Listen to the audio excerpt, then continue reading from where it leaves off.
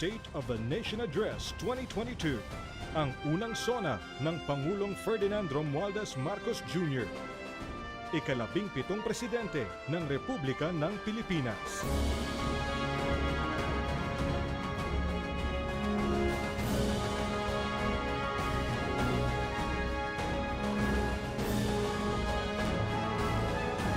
Sona 2022.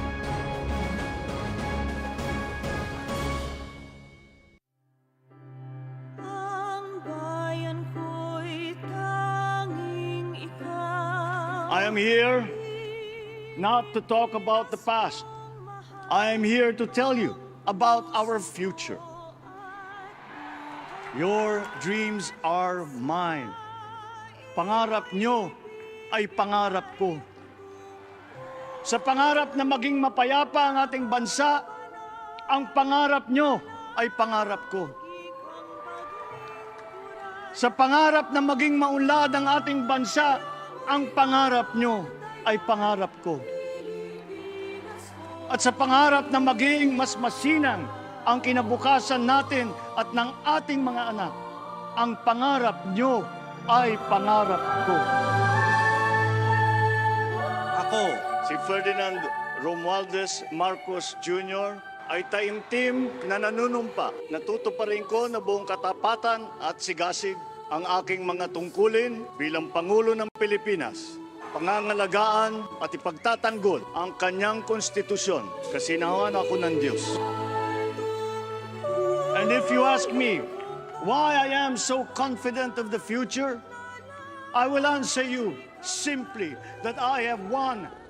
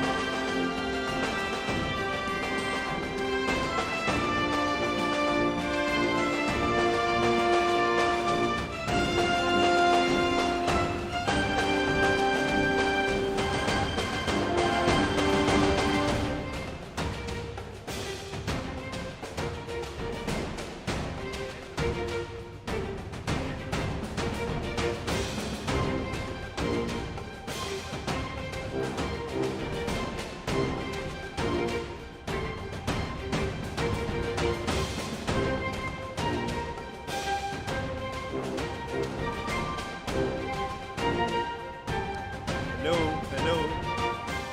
May we request everybody to take your seats?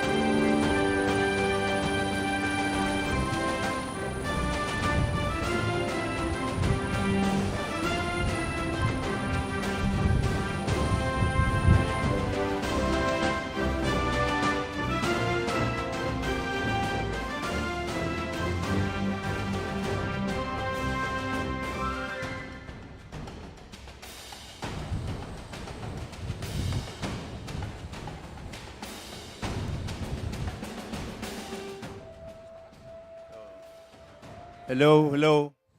May we request everybody?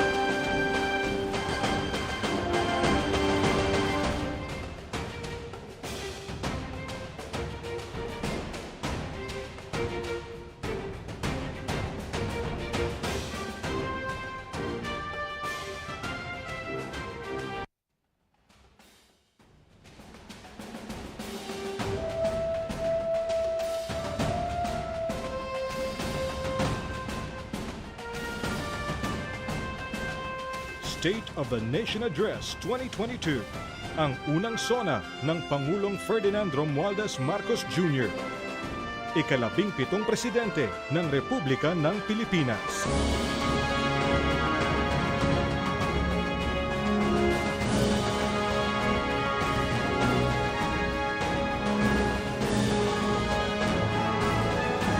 Sona 2022.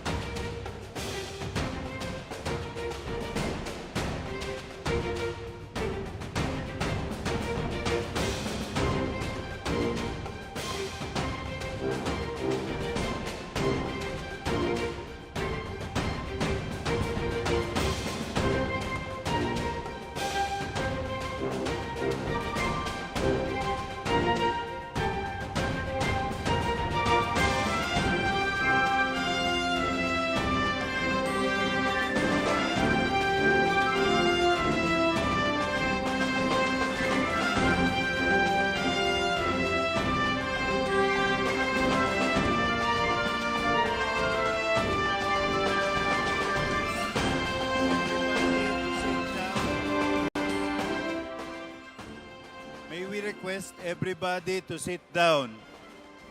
Please sit down. Nobody should be standing at this time.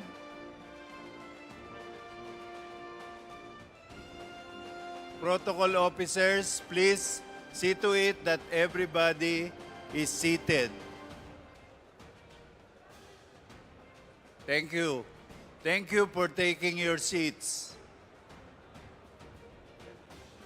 Kayo po dyan sa dulo, pwede ba po maupo kayo dyan?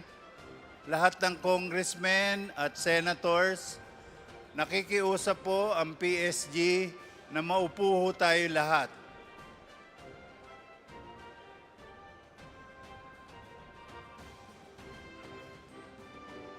Please, again, take your seats.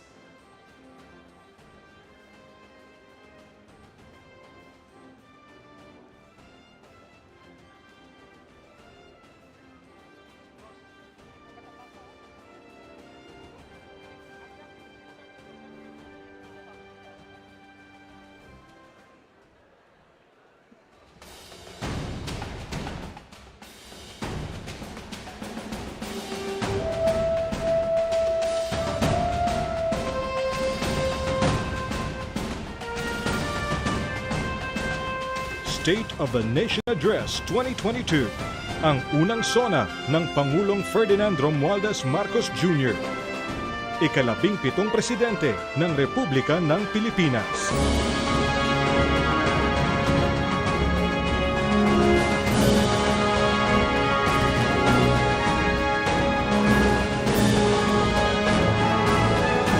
Sona 2022.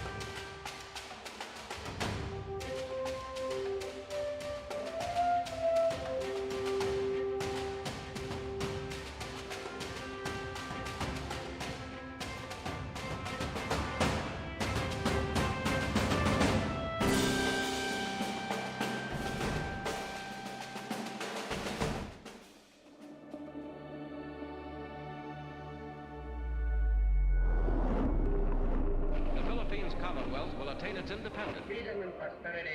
Filipino spirit. Ang ating mga kababayan. We, the Filipino people. Side by side. In government system and tradition. Emerging market in the region. Buhay na ang Pilipinas, the land of promise. At sakripisyo ng bawat isa. This is a historic moment for us all. You, the people, have spoken, and it is resounding. Sa pangarap na maging mapayapa ang ating bansa, ang pangarap nyo ay pangarap ko. Have hope. The sun also rises like it did today and as it will tomorrow. And as surely as that, we will achieve the country all Filipinos deserve. A country that, in almost every sense, is you. Now imagine what you and government can achieve together. Our future we decide today.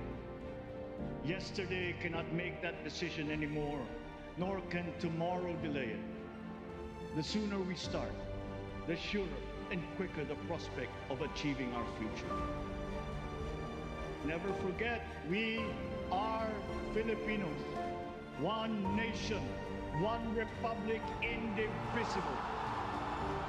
At pinakinggan ko ang tinig ninyo na ang sinisigaw ay pagkakaisa, pagkakaisa, pagkakaisa.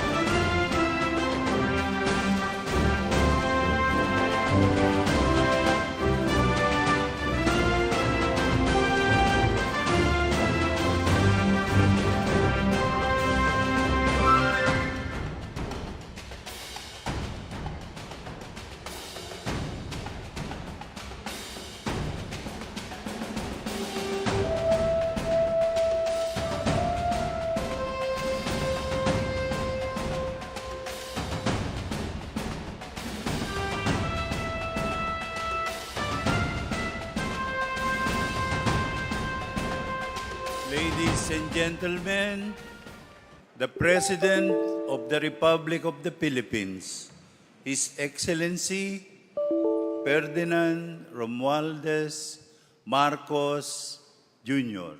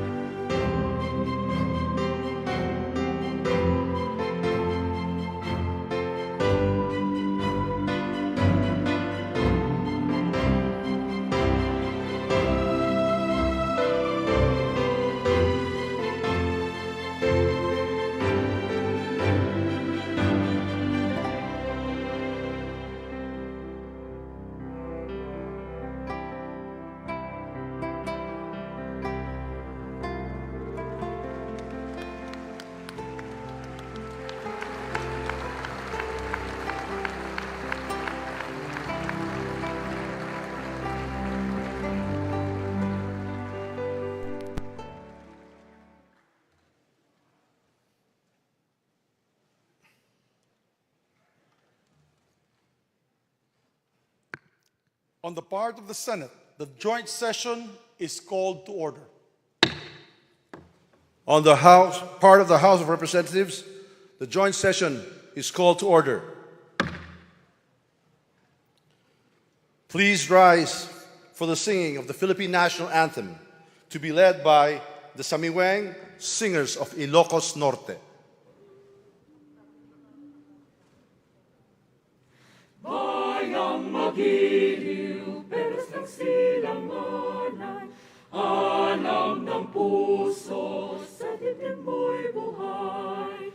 Lupang hinirang, duyan ka ng magiting, sa mandulupi, di ka pasisigil, sa dagat at bundok, sa simoyan, sa langit mong bakaw, may dilagang tula at awit sa paglayang minamahal.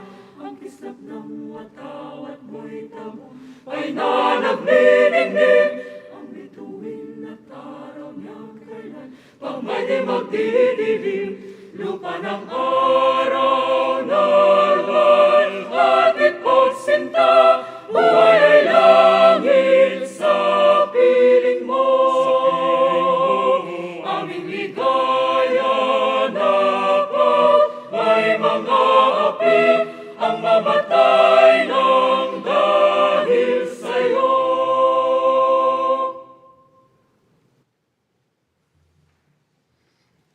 Please remain standing for the nation's prayer.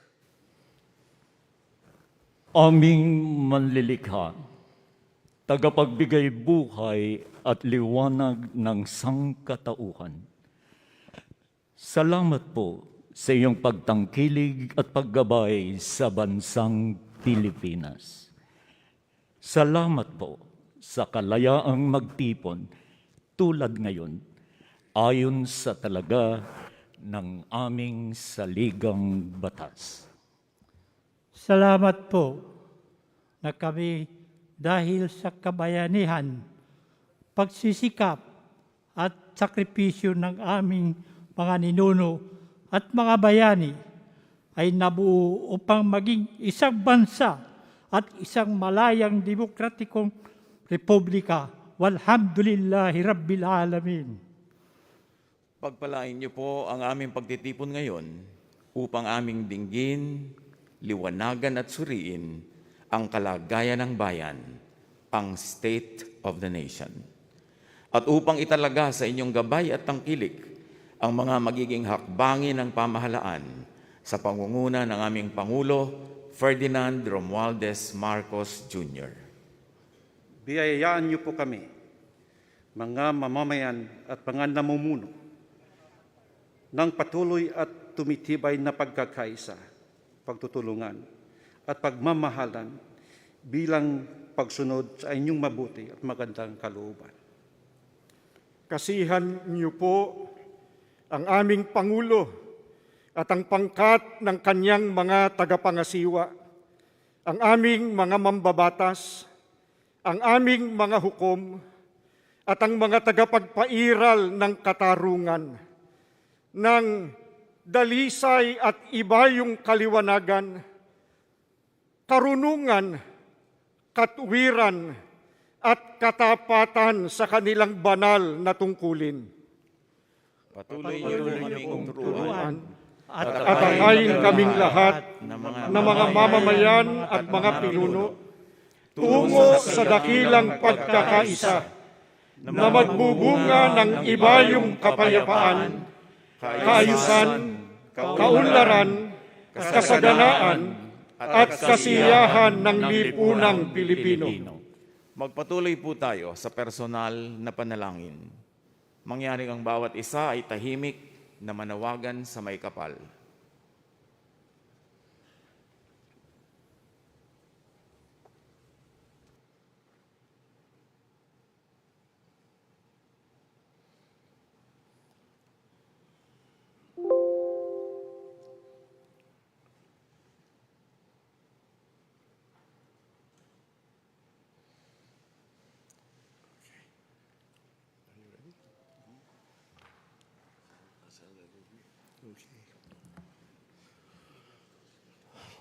Ladies and gentlemen, honorable members of the Congress of the Philippines, His Excellency Ferdinand Romualdez Marcos Jr., President of the Republic of the Philippines.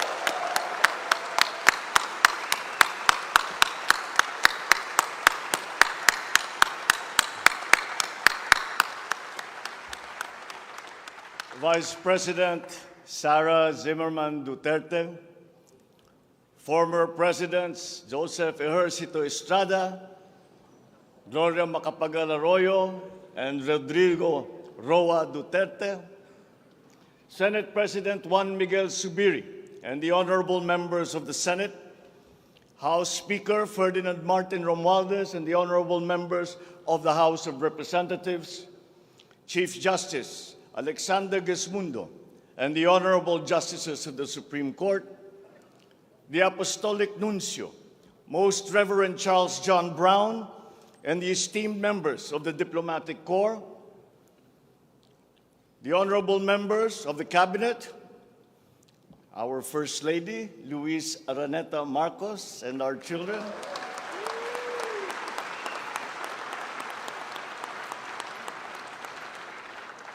distinguished guests, ang mga minamahal kong mga kababayan, ladies and gentlemen, magandang hapon po sa inyong lahat.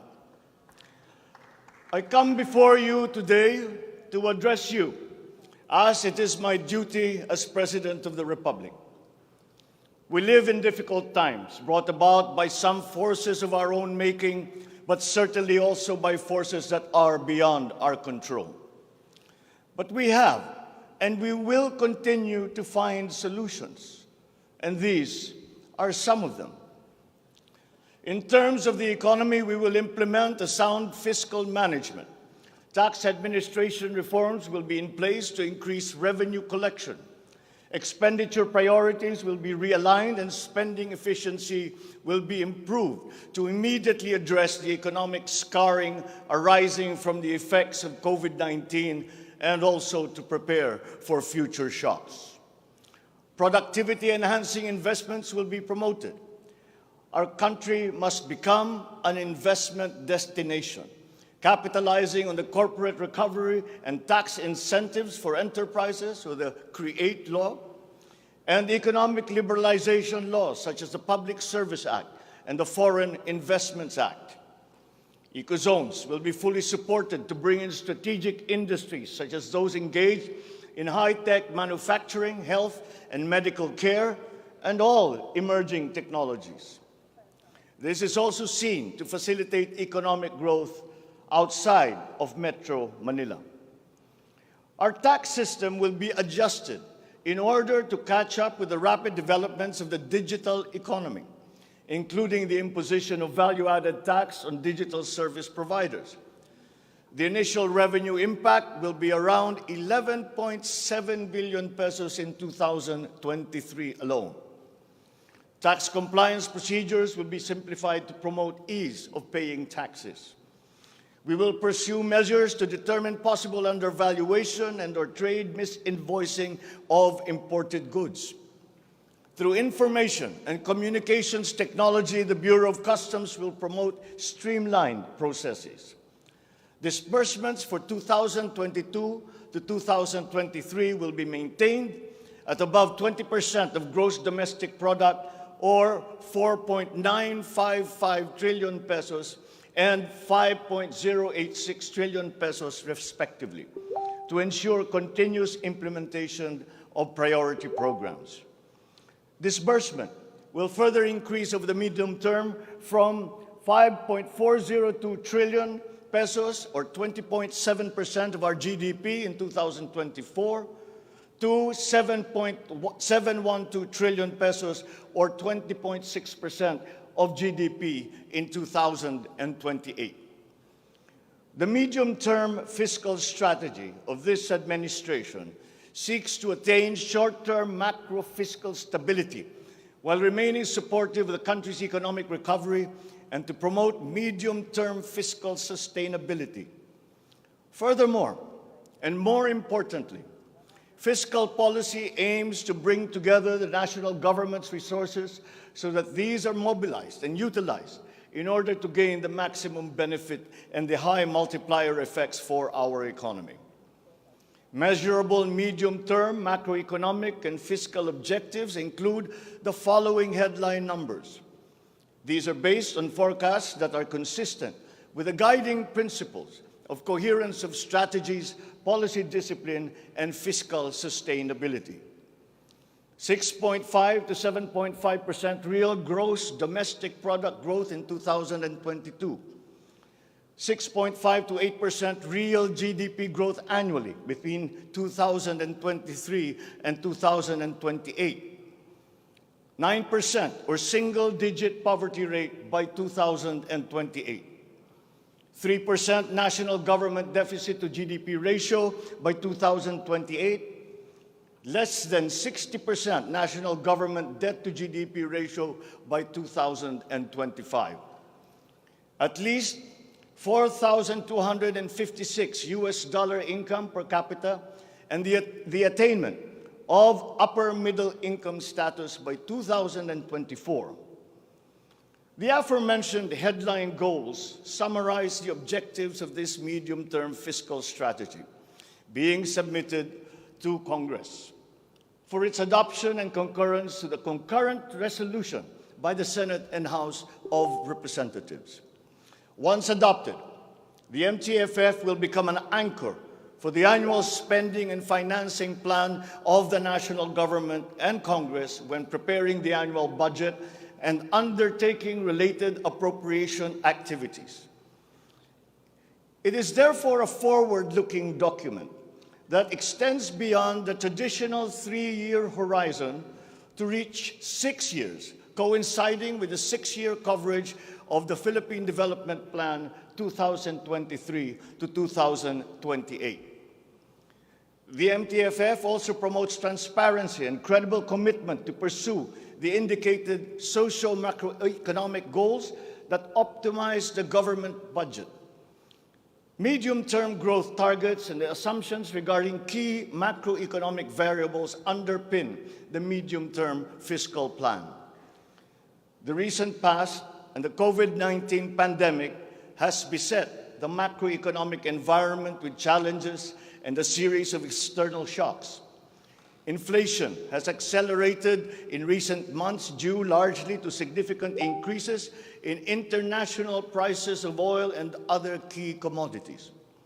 Still, the economic growth momentum remains firm, as demonstrated by the strong 2022 first quarter GDP growth at 8.3%.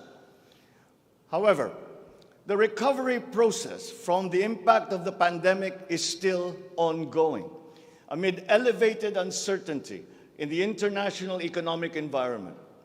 Revisions in the macroeconomic assumptions incorporate these challenges and most recent economic developments leading to upward adjustments in the following: inflation rate for 2022 to 2023, foreign exchange rate for 2023 to 2025, and goods and services imports growth for 2022. The economy is expected to grow by 6.5 to 7.5% this year as we continue to reopen the economy while considering the recent external developments. In the first quarter alone, GDP saw an increase in household consumption and private investments, along with a robust manufacturing industry, high vaccination rate, improved healthcare capacity, and an upward trend in tourism and employment. This is expected to continue for the rest of the year. The strong economic growth is projected to be sustained and expanded further to 6.5 to 8% from 2023 until 2028. The average inflation for 2022 is projected to range from 4.5 to 5.5%, following the uptick in fuel and food prices as a result of the ongoing Russia-Ukraine conflict and the disrupted supply chains. It is slightly adjusted to 2.5 to 4.5% in 2023 and is seen to return to the target range of 2.0 to 4.0% by 2024 until 2028. Dubai crude oil price is expected to settle at 90 to 110 US dollars per barrel in 2022, 80 to 100 US dollars per barrel in 2023, and 70 to 90 US dollars per barrel from 2024 onwards, as oil supply is expected to catch up and stabilize over the medium term. The Philippine peso is projected to average between 51 to 53 pesos per US dollar in 2022 and 51 to 55 pesos per US dollar from 2023 onwards due to aggressive monetary policy tightening by the US Federal Reserve, market aversion amid the Russian-Ukraine conflict, and again, increased global oil prices. Lastly, exports of goods are expected to grow by 7% in 2022 and 6% from 2023 to 2028. On the other hand, imports of goods are projected to grow by 18% in 2022, 6% in 2023, and 8% from 2024 to 2028. I have instructed the NEDA to coordinate with other agencies and work on the Philippine Development Plan for 2023 to 28 and to submit to me the complete blueprint and progress of its implementation not later than year-end. One of the main drivers of our push for growth and employment will be in the agricultural sector. With regard to food supply, we are confronted by a two-pronged problem, that which will hit us in the short term and that which will hit us in the long term. Tayo ay nahaharap sa mga problemang kagyat nating mararamdaman at mga hamong pangmatagalan. Ang mga suliraning agarang mararamdaman ng ating mga kababayan ay ang posibilidad ng tuloy-tuloy na pagsipa ng presyo ng pagkain at kakulangan sa supply ng ating pagkain. Upang masuportahan ang mabimili para mapanatili ang kanilang purchasing power o kapangyarihan sa pagbili, isinapinal ng Department of Agriculture ang planong taasan ang produksyon sa susunod na panahon ng pagtanim o planting season sa pamamagitan ng tulong pinansyal at teknikal. Magbibigay tayo ng pautang habang mas ilalapit natin sa sektor ng agrikultura ang hindi gaanong mahal na farm inputs na bibilhin na ng bulto ng gobyerno. Kabilang dito ang abono, pestisidyo, mga punla, feeds, fuel subsidy, at ayuda para sa mga karapat-dapat na benepisyaryo. Para sa pangmatagalang solusyon, itataas natin ang produksyon ng mga kalakal at produktong pang-agrikultura. At para magawa ito, pagtitibayin natin ang tinatawag na value chain na nagsisimula sa mga magsasaka hanggang sa mga namimili. May mga bahagi ng value chain na sa ngayon ay kanya-kanya ang operasyon. Pagtibayin natin ang koordinasyon ng iba't ibang bahagi nito. Ang pagsasaliksik para sa mga makabagong paraan at ng pagtatanim at pag-aalaga ng hayop ay masusing gagabayan ng Department of Agriculture. Ang produksyon ng farm inputs o mga kakailanganin ng mga magsasaka sa pagpapalago ng kanilang sakahan ay ating iaayon sa mga hamong dala ng climate change at global warming. Mahigpit na pagsusuri ang gagawin ng ating mga eksperto tungo dito.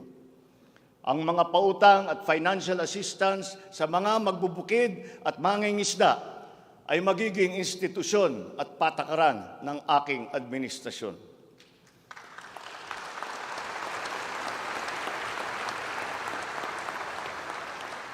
Ipapaprioridad natin ang modernisasyon ng mga sakahan sa pamamagitan ng mga makabagong teknolohiya para sa ating mga magsasaka. Atin palalawakin ang mga palaisdaan, babuyan at manukan.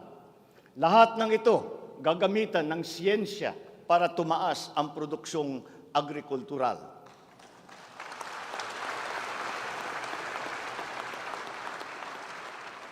Maging ang post-production at processing ay susuportahan ng pamahalaan. Gagawa tayo ng network, national network, ng farm-to-market road upang mas mabilis na mailakbay ng mga magsasaka ang kanilang mga produkto sa mga pamilihan. At gagawa tayo ng mga paraan upang maramdaman ng mga mamimili ang pagluluwag ng presyo ng mga produktong pagkain sa kayang halaga, gaya ng muling pagbubuhay ng mga Kadiwa Center. Hindi ito magagawa sa isang araw. Hindi magagawa sa isang buwan o isang taon lamang. Ngunit, kailangan na natin simulaan ngayon.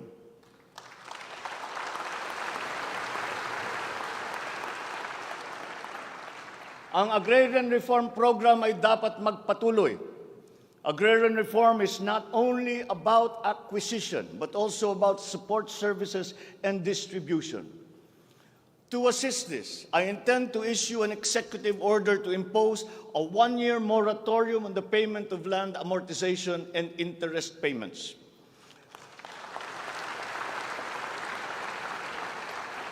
This is included in Republic Act number 11469 or the Bayanihan to Heal as One Act. A moratorium will give the farmers the ability to channel the resources in developing their farms, maximizing their capacity to produce, and propel the growth of our economy.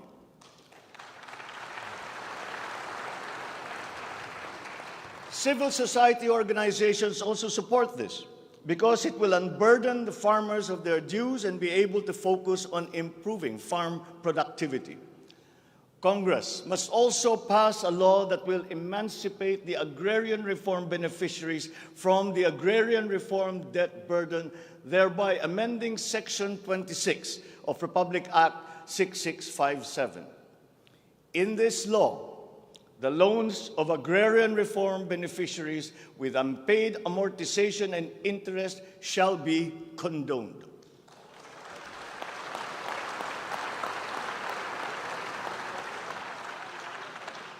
Layunin ng batas na ito ay burahin ang hindi mabayarang utang ng ating mga magsasaka na benepisyaryo ng agrarian reform. Agrarian reform beneficiaries who are still to receive their awarded land under the Comprehensive Agrarian Reform Program shall receive it without any obligation to pay any amortization.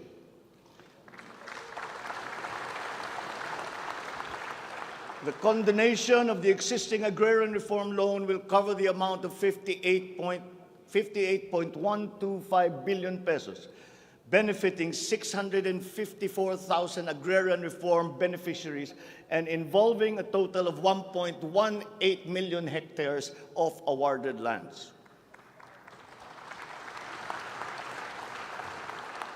Executive Order number 75, Series 2019, requires that all government agencies, bureaus, departments, and instrumentalities to turn over agricultural lands to qualified agrarian reform beneficiaries. At present, we have a total of 52,000 hectares of unused agricultural lands of the government, which shall now be used for distribution to the following sectors in accordance with Section 40 of the Republic Act number 6657 as amended. Thus, landless war veterans, landless surviving spouse and orphans of war veterans, landless retirees of the Armed Forces of the Philippines and the Philippine National Police. Agricultural lands acquired under this program will be given to graduates of college degrees in agriculture who are landless.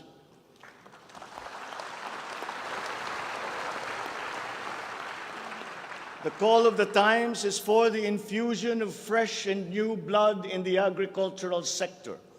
We need a new breed of farmers equipped with modern agricultural technology able to engage in sustained scientific farming that will not only increase farm yields, but also resilience in the face of climate change.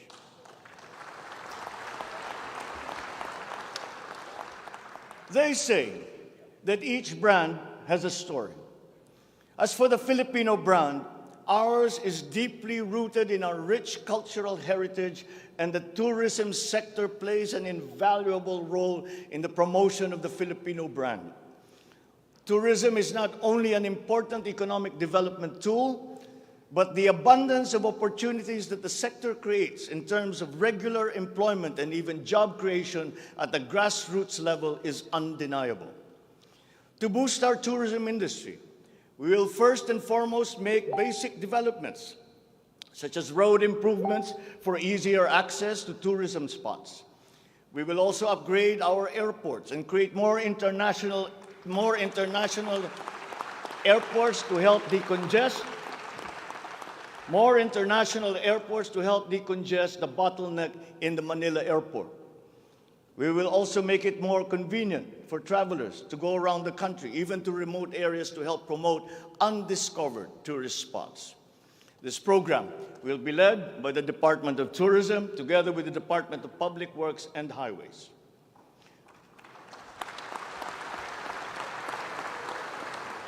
To foster the Filipino brand is to spark our sense of pride and reaffirm our strong sense of identity. It is time to welcome the rest of the world with an enhanced Filipino brand that is unique, attractive, and creative. The creativity of the Filipino is truly world-class.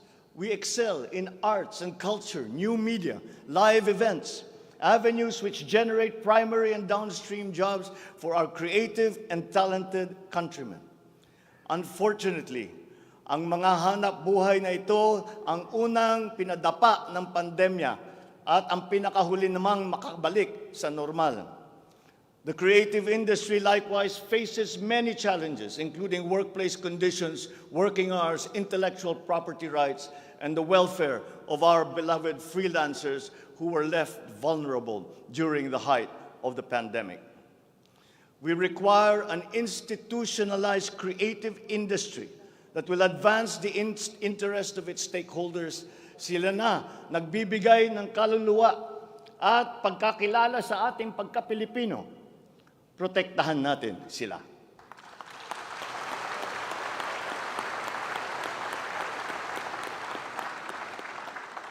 The Department of Social Welfare and Development has a large part to play in all of this. Magpapatuloy ang ating pagkalinga sa ating mga kababayan na lubos na nangangailangan. Hindi po natin sila pababayaan. Mangunguna sa pag-aagapay sa kanila ang Department of Social Welfare and Development.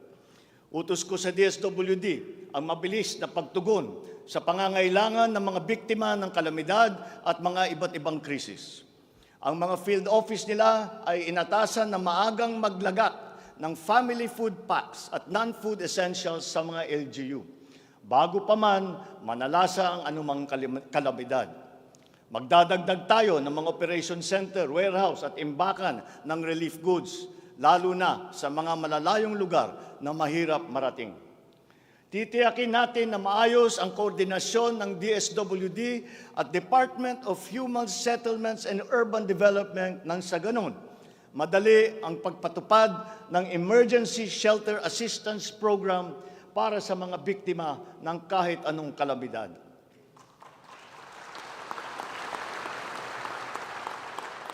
Pagtitibayin pa natin ang komprehensibong programang Assistance to Individuals in Crisis Situations o ang ating tinatawag na AICS para maiparating ang tulong sa mas maraming biktima.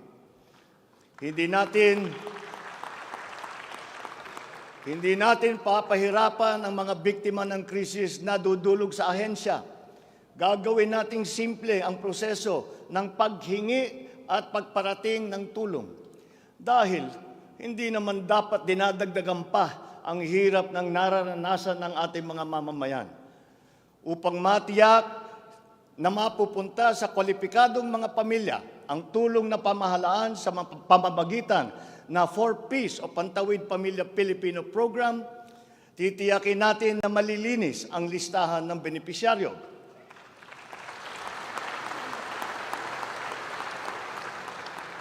Higit na sa 1 milyong pangalan na ang nakapag-graduate na sa listahan.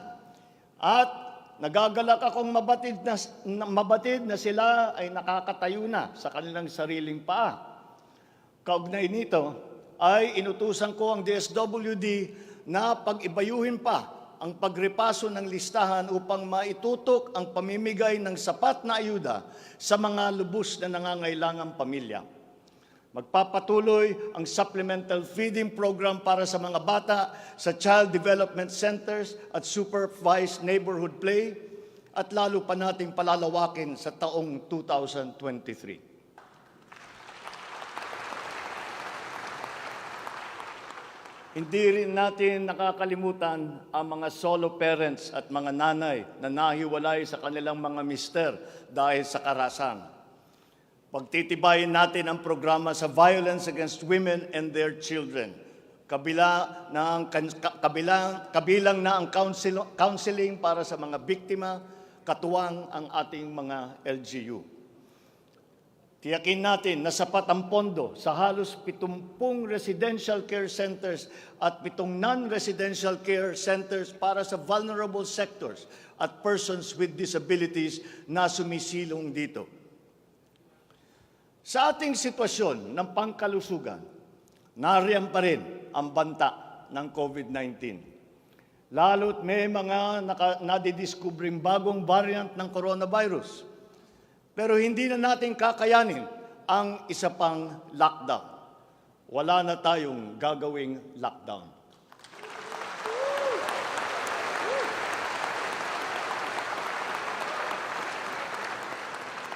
Dapat natin balansehin ng maayos ang kalusugan at kapakanan ng ating mga mamamayan sa isang banda at ang ekonomiya naman sa kabilang banda.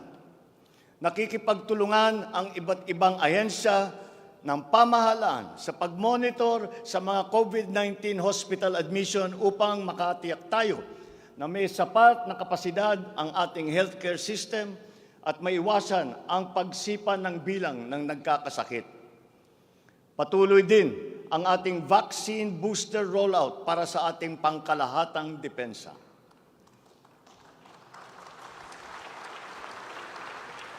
Sa ganitong paraan, kahit pa tumaas muli ang bilang ng mga COVID cases, mananatiling mababa ang bilang ng mga maospital at bilang ng mga namamatay. Sa pamamagitan ito, unti-unti rin tayong masasanay na nariyan ang virus, pero hindi na seryoso ang banta sa ating buhay. Iaayon natin ang ating mga health protocols sa kung ano ang ating pangangailangan sa paglipas ng panahon at lalo pang iibayuhin ang kooperasyon kasama ang pribadong sektor upang tumaas pa ang kumpiyansa ng mga mamumunuhan nang sa gayon ay bumalik na tayo sa full capacity, lalo-lalo na ang ating mga negosyo.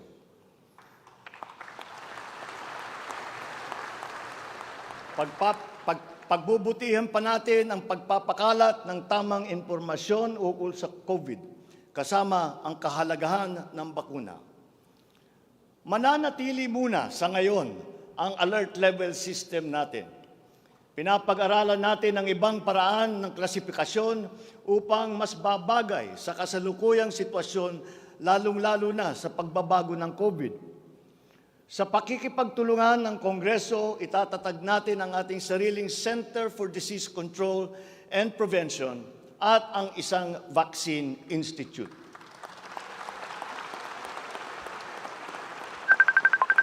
Magtatayo tayo ng dagdag na mga health center at ospital. But beyond the issues that the pandemic has brought, the need for a stronger healthcare system is self-evident. We must bring services, medical services to the people and not wait for them to come to our hospitals and healthcare centers. Napakinabangan natin ng husto ang malalaking specialty hospital gaya ng Heart Center, Lung Center, Children's Hospital at National Kidney and Transplant Institute. Kaya maliwanag na hindi lang dapat dito sa National Capital Region kundi maging sa ibang parte ng bansa.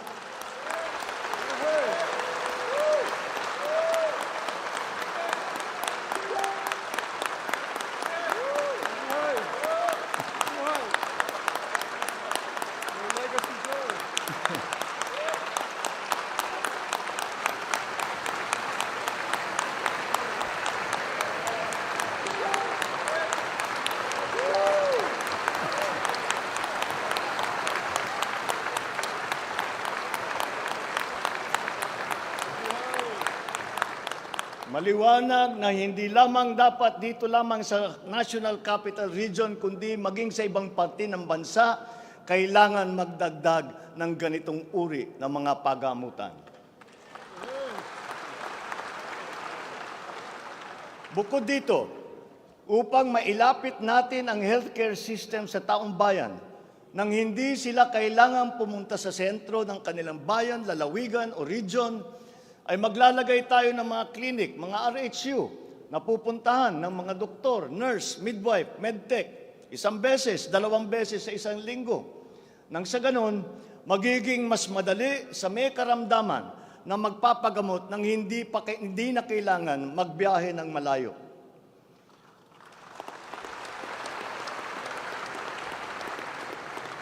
One of the cornerstones of a strong healthcare system is the provision of competent and efficient medical professionals. We will exert all efforts to improve the welfare of our doctors, our nurses, and other medical frontliners. Dapat din tayong magkaroon ng sapat na supply ng gamot na kinakailangan sa pang-araw-araw ng ating mga mamamayan. Sinimulan ko na ang pakikipag-usap sa mga kumpanya ng gamot dito sa Pilipinas at sa ibang bansa. Hinihikayat natin na buksan nila ang merkado upang bumaba ang presyo ng gamot.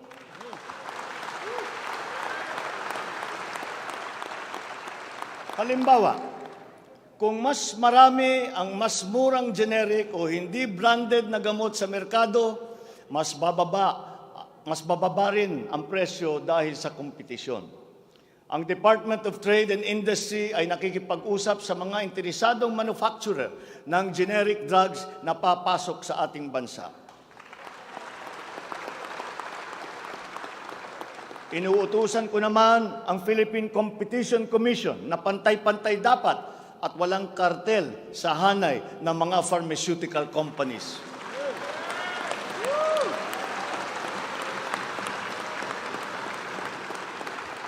Dahil kapag bukas ang merkado, bababa ang presyo ng gamot para mapakinabangan ng ating mga mamamayan. This is one of the hard lessons that we learned when the pandemic struck, and therefore we must act on that shortcoming.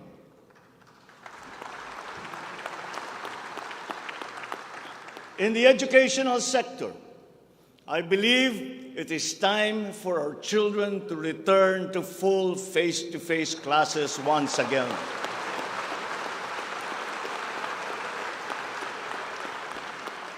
The Department of Education, led by our highly able Vice President Sara Duterte, is now preparing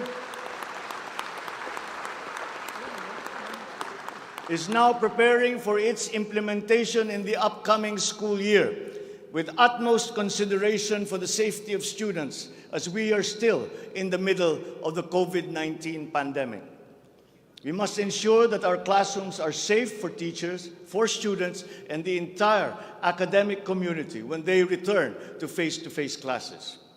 We continue to encourage everyone to get their booster shots in preparation for the resumption of in-person classes.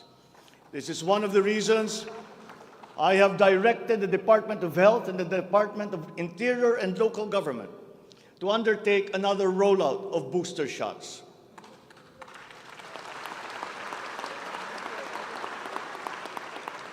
The condition and availability of schoolrooms for our students must also be addressed again, in coordination with the Department of Public Works and Highways. Though some complications have arisen over the question of repair of school buildings in relation to the Mandanas-Garcia ruling, this will be ironed out. We have been in discussion with local government leaders, governors, and mayors in the last few weeks to determine with the LGUs what is actually practicable, what functions belong to the LGUs, and what belong to the national government. There have also been lengthy discussions on the continuation and viability of the K-12 school system. We are giving this careful review, and all necessary inputs and points of view are now being considered. In the longer term, we are instituting a program of refresher courses and retrainings for our teachers so they can stay abreast of the rapid growth in technology, especially in this post-pandemic world. As for the horror stories that we have heard about the poor quality of educational materials and supplies that are being given to our schools, this must end.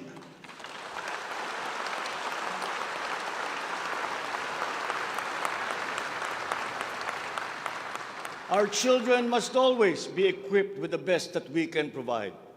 Ang edukasyon ay ang tangi nating pamana sa ating mga anak na hindi mawawaldas. Kaya anumang gastusin sa kanilang pag-aaral ay hindi tayo nagtitipid. Hindi rin tayo nagtatapon. And once again, I am not talking about history or what is being taught. I am talking about materials that are necessary for effective teaching in this day and age. Children now need connectivity to the internet. They need devices to use. They need computers, educational tools.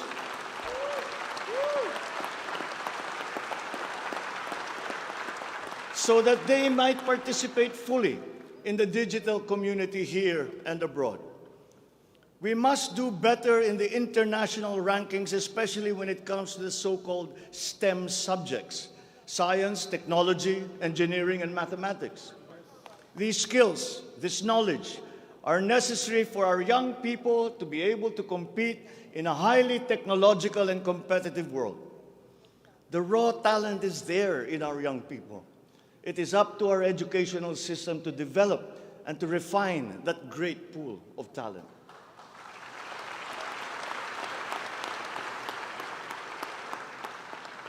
Foreign employers have always favored Filipino employees because of our command of the English language. This is an advantage that we must continue to enjoy. The internet has now become the global marketplace, not only for goods, services, but also for ideas, even extending to our own personal interactions. And the language of the internet, for better or for worse, is English. Therefore, the question of our medium of instruction must be continuously re-examined to maintain that advantage that we have established as an English-speaking people.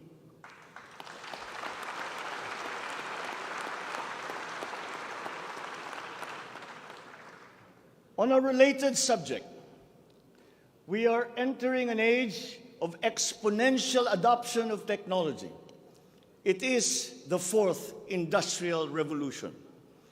This will be characterized by the infusion of technology into almost every facet of our lives. Breakthrough technologies in the areas of quantum computing, artificial intelligence, nanotechnologies, the Internet of Things, robotics, self-driving electric vehicles, 3D printing, virtual and augmented realities, among others, that will radically transform the way business is done. The scale and the speed at which these innovations are introduced universally into our everyday lives and activities is unprecedented in our recorded history. We cannot stand idly by. The mission of our Department of Information and Communications Technology is to identify and utilize these innovations to improve governance.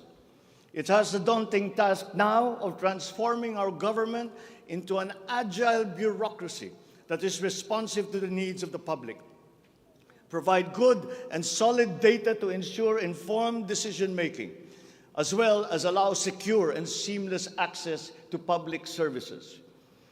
The voluminous records stored in the government warehouses and archives have to be digitized. Those that are already stored in various inventories of data should be harmonized and shared across departments and agencies. Needless to say, these have to be kept in large data centers that are secure yet accessible. The national ID will play an important part in this digital transformation.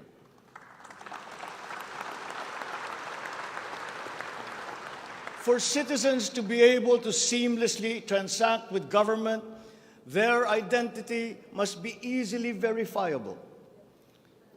We expect to issue 30 million physical IDs and 20 million digital IDs by the end of this year. The target is to accomplish the issuance of about 92 million IDs by the middle of next year. As the world moves into rapid digitalization, the digital divide will become more pronounced. The depth and breadth at which these technologies will be transformative in our lives is fully expected. This will open new opportunities for the creation of wealth, but will also likely create inequalities. Hence, universal connectivity will be a vital component in order to ensure that no citizen is left behind.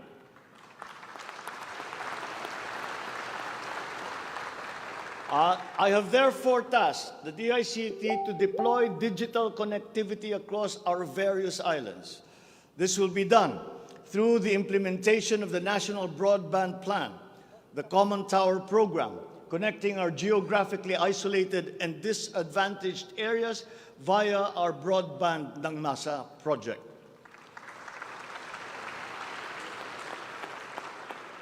All relevant modes of digital transport should be utilized. These may be through a combination of terrestrial or submarine fiber optics, wireless, and even satellite technology. As our Public Service Act has opened the doors and removed the restrictions on foreign investment, we foresee an increase in direct investment of overseas players. This will translate into better quality, availability, and affordability of telecommunication services all over the country. We come now to infrastructure. The backbone of an economy is its infrastructure. The infrastructure program of the Duterte administration must not only continue, but wherever possible, be expanded.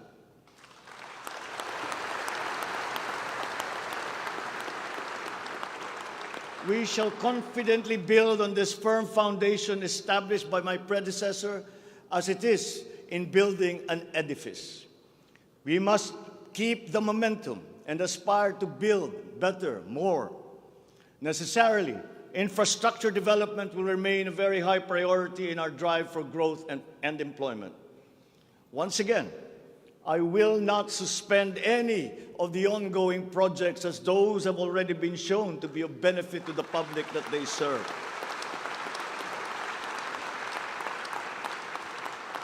We will continue to study the proposals that have been made.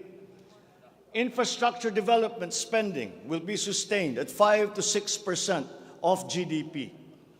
The planned expansion of infrastructure projects, I believe, would be possible if we continue to encourage the participation of the private sector in the development of our programs. Public-private partnerships, or PPPs, hold great potential for that expansion, for infrastructure development, and for innovation. Our infrastructure development is of primary importance, as it is a necessary element to improve many other sectors, to include agriculture, tourism, general economic activity, and even to governance. It is my belief also that we have missed some great opportunities to develop our rail transport system. It is clear in my mind that railways offer great potential, as it continues to be the cheapest way of transporting goods and passengers. We can build upon already existing lines by modernizing these old railway systems. There are dozens of railway projects on the ground, above the ground, below ground, not just in Manila, but in other regions, at various stages of implementation and with a combined cost of 1.9 trillion pesos. This administration is committed to finish building the current portfolio of investments, approved railway projects such as the North-South Commuter Railway System, the 33-kilometer Metro Manila Subway Project, the 147-kilometer North-South Commuter Railway System, the 12-kilometer LRT-1 Cavite Extension, the 23-kilometer MRT-7, and the common station that will connect LRT-1, MRT-3, and MRT-7. And beyond NCR, larger scale railway systems like the 102-kilometer Mindanao Railway Project,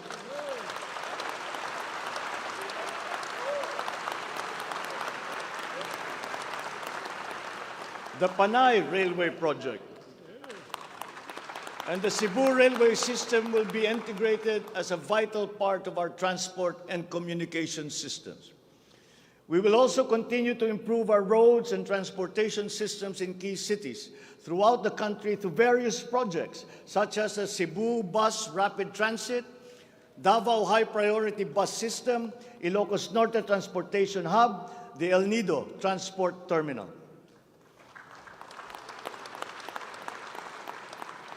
My order to the Department of Transportation, or DOTR, is really very simple. Full speed ahead.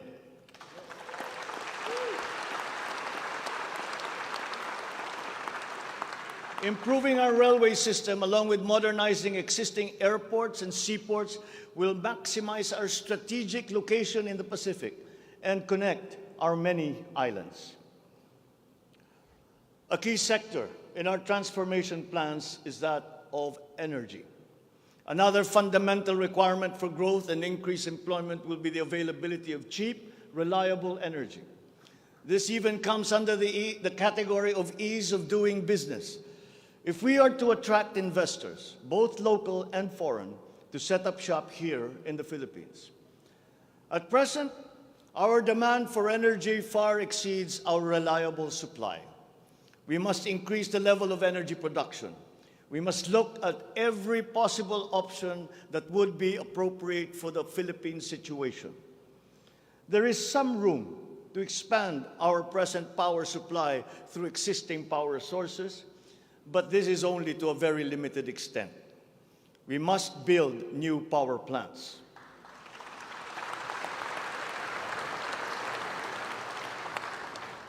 We must take advantage of all the best technology that is now available, especially in the areas of renewable energy.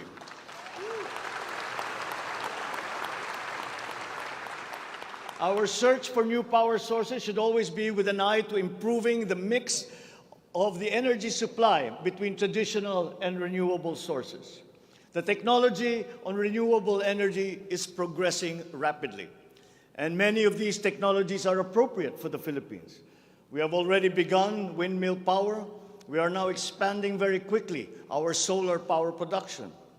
For both offshore and onshore wind turbines, for example, the World Bank has calculated that there is a potential for 255 gigawatts by the year of 2030. Solar power has steadily increased its efficiency in converting sunlight to electrical power, which is particularly attractive for the Philippines. Because unlike wind power, solar power is practical almost everywhere in the Philippines all year round. In the move to lowering our carbon footprint caused by energy production, our advancement to renewables will have a lead time. In the interim, natural gas will hold the key. We will provide investment incentives by clarifying the uncertain policy in upstream gas, particularly in the area close to Malampaya. This requires clarification of the processes and review of service contracts policy. I believe that it is time also to re-examine our strategy towards building nuclear power plants in the Philippines.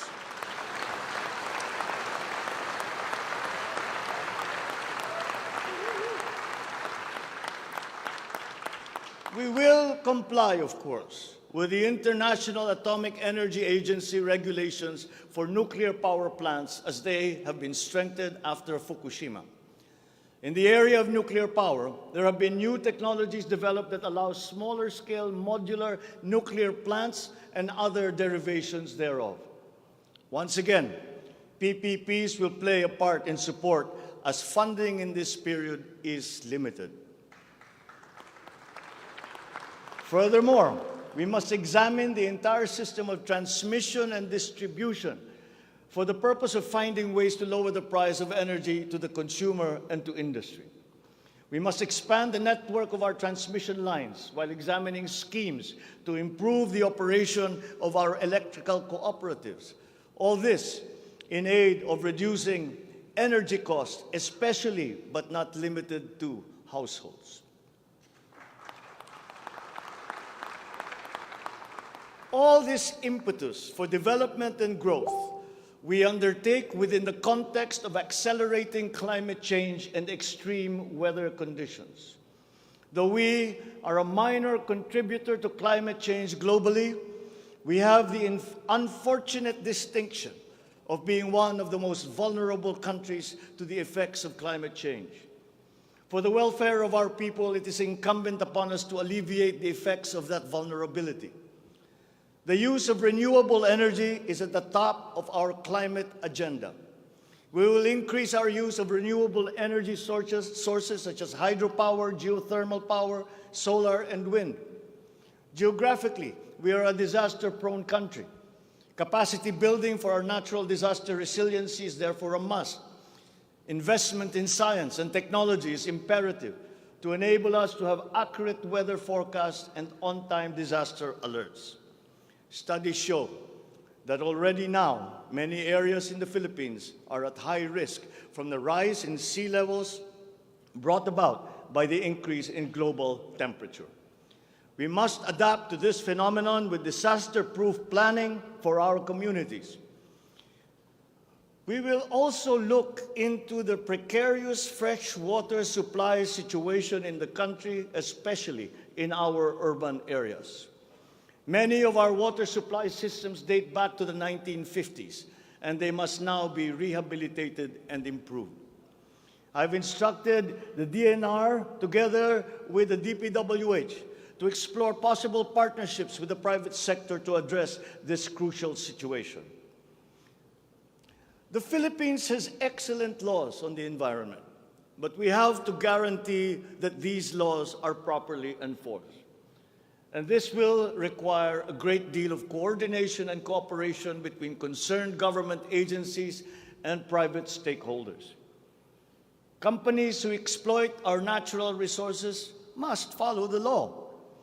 We all have the responsibility to preserve this earth, for we are but custodians, and we will pass on this great treasure to future generations.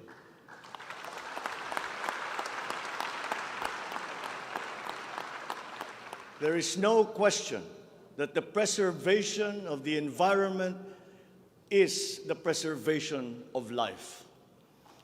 If we cannot mitigate climate change, all our plans for the economy, all our plans for our future will be for naught. Bawat Pilipino sa ibayong dagat na nagsasakripisyong lisanin ang kanyang pamilya sa Pilipinas upang maghanap buhay ay nararapat lamang magkaroon ng pamahalaang matatawag nilang tahanan habang nasa ibang bayan. Ito ang papel na gagampanan ng kagawaran ng manggagawang mandarayuhan o Department of Migrant Workers matapos itong ideklara bilang ganap na ahensya ng gobyerno ng isang taon. Ang kagawarang ito ang magsisilbing kanlungan ng ating mga kababayan sa gitna ng mundong walang kasiguruhan at mahigpit na kompetisyon. Ito ang maglalatag sa kanila ng mga oportunidad. Titiyak na ang kanilang mga hanap buhay ay tugma sa kanilang mga kasanayan. Maninigurong akma ang sahod at maayos ang kalagayan sa kanilang mga kumpanya. at mangangalaga sa kanilang mga pamilya habang sila ay nasa malayo. Gagawin natin ito sa pamamagitan ng pag-aalis ng red tape sa sistema ng pagsusulong ng digital empowerment. We shall automate the verification of contracts and issue secure overseas employment certifications that you can keep on your smartphone. I call on the Department of Migrant Workers and the DICT to make this a top priority.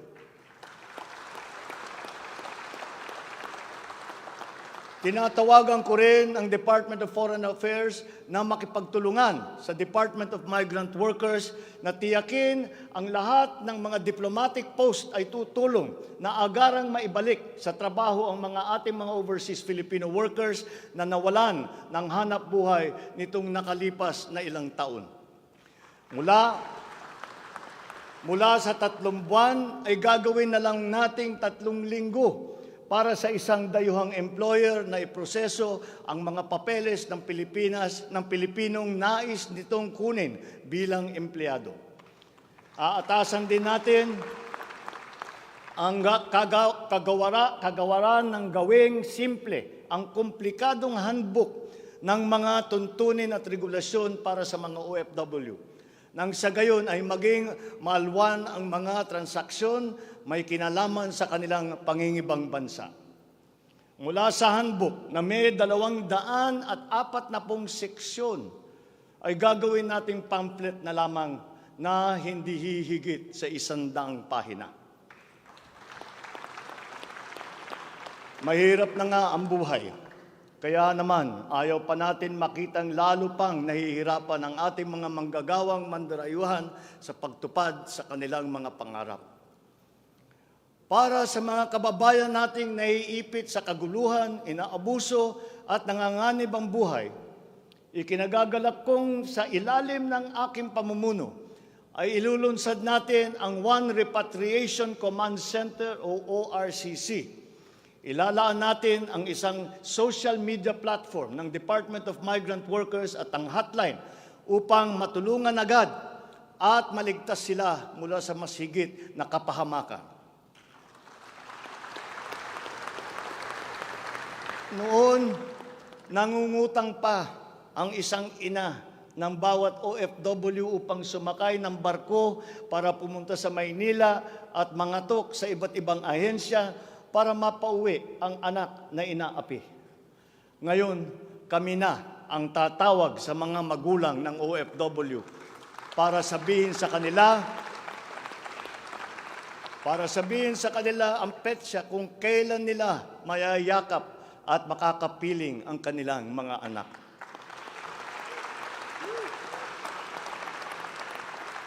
Sa kasalukuyan ay nakikipag-ugnayan tayo sa pamahalaan ng Saudi Arabia upang buksan muli ang deployment. Kaya natin at gagawin natin ang makipagnegosasyon na mabigyan ang ating mga kababayan doon ng tamang pasahod at mapangalagaan ang kanilang karapatan at kapakanan. Muli natin patitibayin ang respeto at pagkakaibigan ng ating dalawang bansa tulad ng namamagitan sa ating ama sa kanilang hari. Sa mga susunod na buwan ay magtutungo si Secretary Susan Ople sa Saudi Arabia upang tiyakin na may sapat na puwersang magsisiguro na mabubuksan muli ang empleo sa bansa at para maisulong ang ating kampanya laban sa human trafficking. Ngayon, para naman sa mga anak na naiwan sa Pilipinas, titiyakin ng Department of Migrant Workers sa pamamagitan ng OWA na sila ay maipapasok sa magagandang paaralan, magtuturo sa kanila ng financial literacy, mental wellness, sports, sining, kultura. Ito ay mangyayari sa pakikipagtulungan ng iba't ibang ahensya ng pamahalaan. Alagaan natin ang kabataang Pilipino sapagkat sila ang kinabukasan ng ating inang bayan.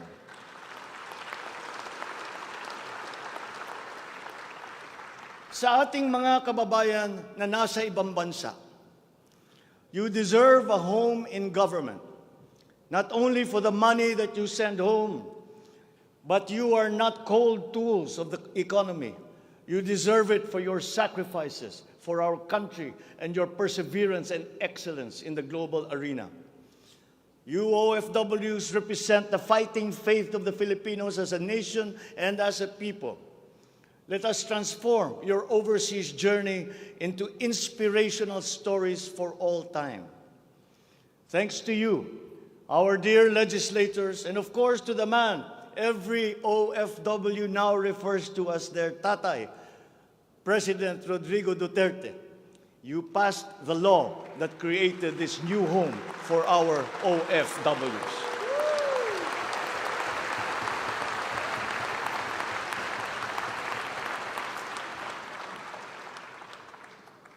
On the area of foreign policy, I will not preside over any process that will abandon even 1 square inch of territory of the Republic of the Philippines to any foreign power.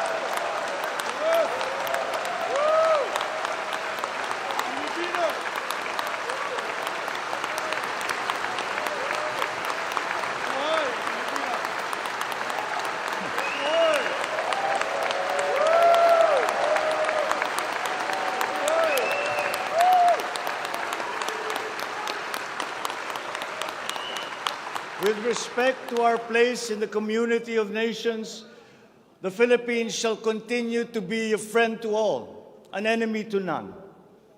The Philippines has always been open and welcoming to all our foreign friends and visitors.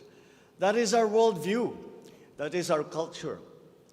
But let me be clear. We are very jealous of all that is Filipino.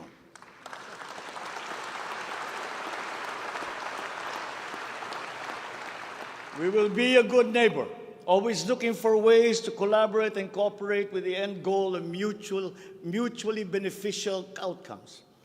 If we agree, we will cooperate and we will work together. And if we differ, let us talk some more until we develop a consensus. After all, that is the Filipino way. But we will not waver. We will stand firm in our independent foreign policy with the national interest as our primordial guide.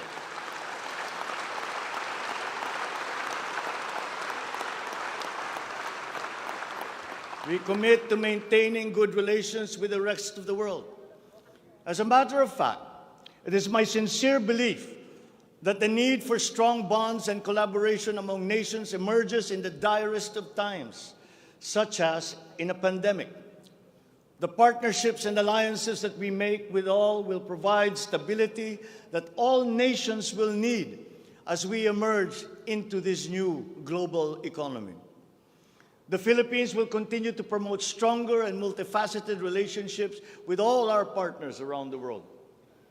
We are, in fact, grateful for the messages of support and offers of help that we have received from many of our friends in the international community. This has been communicated to us through the different envoys and ambassadors here in the Philippines. Such strong relationships can only be beneficial to all involved. As I am here today addressing the legislature, allow me now to propose legislation that we would like you to pass in support of these programs. 1, National Government Right-Sizing Program, a reform mechanism that seeks to enhance the government's institutional capacity to perform its mandate and to provide better services while ensuring optimal and efficient use of resources. Compared to previous government reorganization efforts, the NGRP will entail a comprehensive strategic review of the functions, operations, organization, system, and processes of the different agencies, and massive and transformational initiatives in agencies concerned, such as mergers, consolidations, splitting, transfer, and even the abolition of some offices. The right-sizing efforts will also involve the conduct of a comprehensive strategic review of functions, programs, and projects that will cut across various agencies. Number 2, a budget modernization bill. This seeks to institutionalize a cash-based budgeting system under Executive Order Number 91, Series 2019, to strengthen fiscal discipline in the allocation and use of budget resources by ensuring that every peso budgeted by the government would lead to the actual delivery of programs and projects. The full implementation of the CBS is timely and vital as the government executes response and recovery plans post-pandemic. Number 3, Tax Package 3 Valuation Reform Bill. This bill provides for the establishment of real property values and valuation standards across the country, and B, the development of real property information system that provides for the database of all real property transaction and declarations in the country. Number 4, Passive Income and Financial Intermediary Taxation Act. This seeks to reform the taxation of capital income and financial services by redesigning the financial sector taxation into simpler, fairer, more efficient, and a revenue-neutral tax system. It also represents to adopt a regionally competitive tax system. Number 5, E-Government Act, which provides for the establishment of the E-Government Master Plan, which shall cover all e-government services and processes. Number 6, the Internet Transaction Act, or e-commerce law, which aims to establish an effective regulation of commercial activities through the Internet or electronic means to ensure that consumer rights and data privacy are protected, innovation is encouraged, fair advertising practices and competition are promoted. Online transactions are secured, intellectual property rights are protected, and product standards and safety are observed. Number 7, Government Financial Institutions Unified Initiatives to Distressed Enterprises for Economic Recovery. This seeks to provide financial assistance to distressed enterprises critical to economic recovery through programs and initiatives to be implemented by the Land Bank of the Philippines, the Development Bank of the Philippines, and the Philippine Guarantee Corporation for purposes of addressing liquidity or solvency problems of MSMEs and strategically important industries to encourage their continued operation and maintain employment. Number 8, the establishment of a Medical Reserve Corps. Establishes a Medical Reserve Corps under the Health and Emergency Management Bureau of the DOH. The MRC shall be composed of licensed physicians, medical students who have completed their 4 years of medical courses, graduates of medicine, registered nurses, licensed allied health professionals. Number 9, National Disease Prevention Management Authority. This bill seeks to create the Center for Disease Prevention and Control attached to the DOH. Number 10, the creation of the Virology Institute of the Philippines.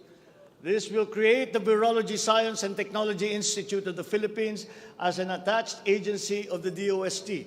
All offices and units under the DOST with functions related to virology shall now be transferred to the Virology Institute of the Philippines. Number 11, the Department of Water Resources. This seeks to create the Department of Water Resources and adopts the integrated water resource management as the strategic framework for national water management, policy making, and planning. Number 12, Unified System of Separation, Retirement, and Pension. This grants a monthly disability pension in lieu of disability benefits provided under existing laws for military and uniformed personnel retired by reasons of disability. Number 13, the E-Governance Act. It promotes the use of internet, and other ICT to provide opportunities for citizens. Number 14, the National Land Use Act.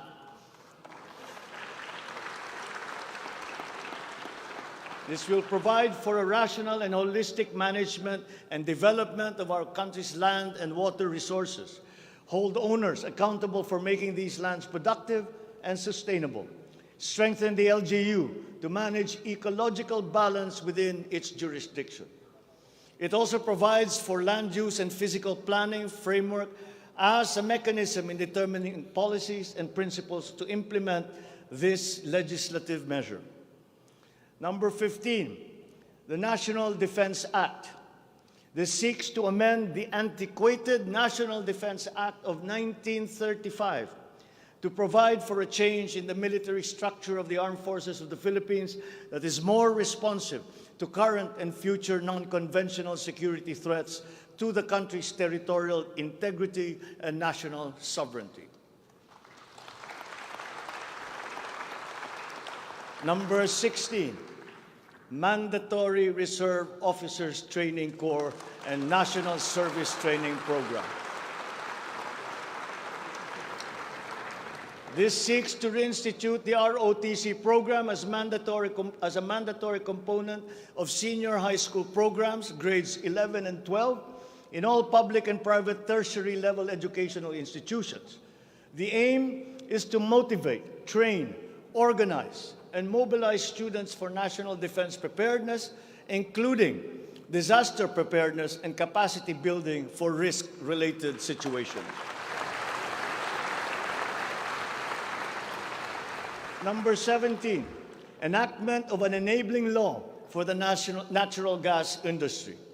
This seeks to foster the development of the midstream natural gas industry in a bid to strengthen Philippine energy security by diversifying the country's primary sources of energy and promoting the role of natural gas as a complementary fuel to variable renewable energy. Number 18, amendments to the Electric Power Industry Reform Act, or EPIRA. This aims to improve the implementation of the law's provisions and enhance its effectiveness to address the high cost of electricity, alleged market collusion, and insufficient power supply. The bill seeks to restructure the Energy Regulation Commission to foster accountability and improve the Commission's government system that would ensure consumer protection and in enhancing competitive operation of the electricity market. Number 19, amendments to the Build, Operate, Transfer law. This seeks to improve the implementation of the public-private partnership program and to be able to direct the desired outputs and outcomes in line with the strategic development targets of the country. Specifically, the amendments seek to, 1, address the ambiguities in the existing law, 2, address the bottlenecks and challenges affecting the implementation of the PPP program, and 3, foster a more competitive and enabling environment for PPPs. To my fellow Filipinos, ang aking mga minamahal na kababayan, batid ko na hindi madali ang ating pinagdaraanan sa nakaraang higit na 2 taon. Alam ko rin na ang bawat isa sa inyo ay ginagawa ang lahat ng inyong makakaya upang patuloy na harapin ang lahat na pagsubok sa kasalukuyan. I do not intend to diminish the risks and the challenges that we face in this turbulent time in global history. And yet, I see sunlight filtering through these dark clouds. We have assembled the best Filipino minds to help navigate us to this global crisis that we are now facing. We will endure. Let our Filipino spirit ever remain undimmed.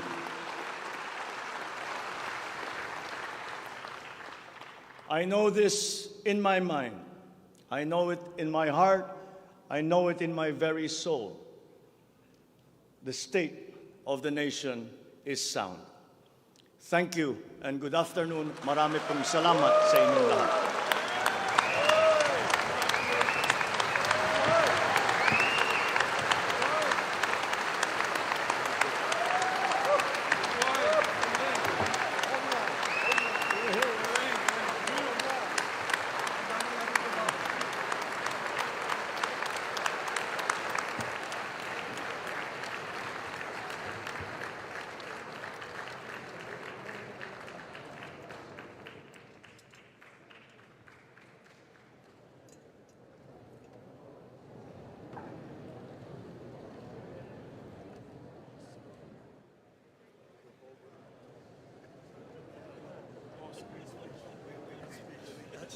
Everything. You touched the Yeah, I couldn't leave anything out. adjourn. Ladies and gentlemen, on the part of the Senate, the joint session is adjourned.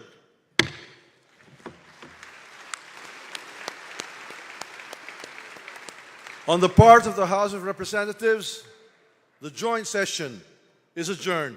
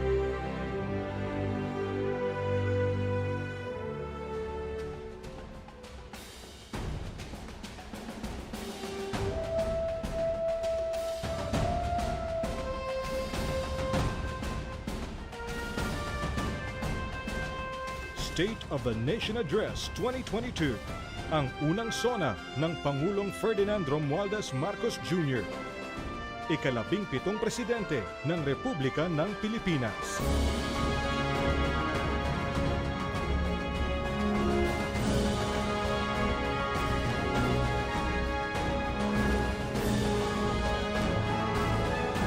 Sona 2022.